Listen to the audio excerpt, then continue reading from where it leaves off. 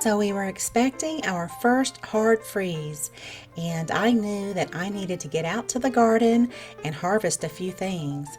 One of them was a new vegetable that I started growing this year called celeriac, and it's also known as celery root, and I wanted to make some soup.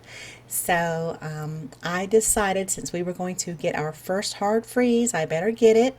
I read that it is best harvested after a light frost, and we had already gone through a few frosts. So here is my one little celeriac plant, and it was time to harvest it. Now, I read also that this vegetable can be stored for many months if it's stored correctly. And so this is something I will definitely grow again next year. This was just kind of an experiment for me this year. And I can also use the leaves as celery, perhaps in a stock. I love to make different kinds of stock. So I also had some fennel growing, and it's about the same way. It likes a little bit of a frost, but it can't tolerate a real hard freeze. Some of my little fronds here were already yellowing from some of the really cold temperatures we had experienced. So they were small. These were small, but I decided to go with it. So I also harvested some shallots over the summer. These were some I planted that previous fall from seed, and they did much better than what I had planted by sets. And I like to just put those on a wire rack and let those dry out and cure a little bit, and then they are ready to go. And so we'll just start with the celery root. I'll just cut off some of these root ends here, and the green leaves, which I put in the freezer for stock. And we'll just go ahead with our knife and cut off the outside of the celeriac.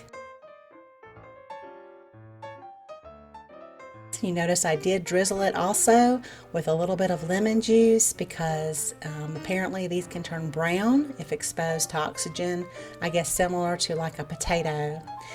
I chopped this down to some bite-sized pieces for my soup, and I put these in some lemon water so they wouldn't turn brown while I prepped the rest of my ingredients. So for these little tiny fennel bulbs, I'll just take off the fronds here and cut out at a triangle the little root end, which can be very tough, so you always want to cut that out.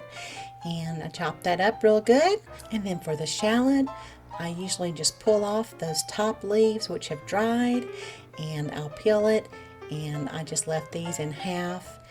So now it's time to roast the vegetables. I'm just going to use my toaster oven, and I made sure to dry the celeriac real well, and sprayed the little toaster oven pan here with some cooking spray. And now we'll add the fennel and the shallots and keep everything in a single layer, and a good sprinkle of salt, along with a little bit more of the olive oil cooking spray. And now we'll just pop those right in the oven at around 400 degrees Fahrenheit. And after about 10 minutes, I realized my shallots were burning. So I wanted to remove those and give the fennel and the celeriac some time to get nice and tender.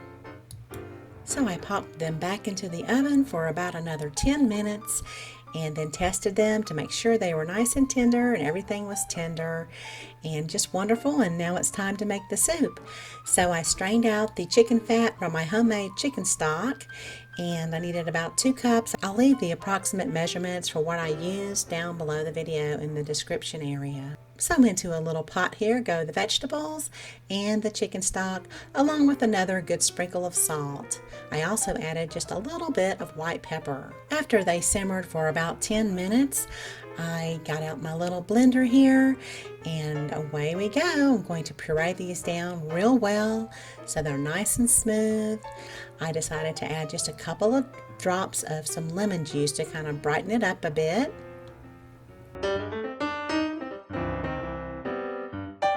And blend it a little bit more. And the final touch here is just a little bit of cream.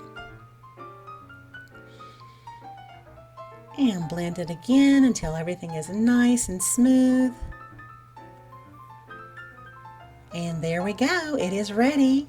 So into a little soup mug, I did not know what to expect, but I actually really loved this. And so, as I mentioned earlier, this is something I will definitely be growing again next year. Topped it with a little bit of fennel fronds, and there you go. So thank you so much for watching. I hope you can give this vegetable a try. Maybe try growing it next year. And this little soup was very easy to make. And thank you so much for watching. Y'all have a beautiful day.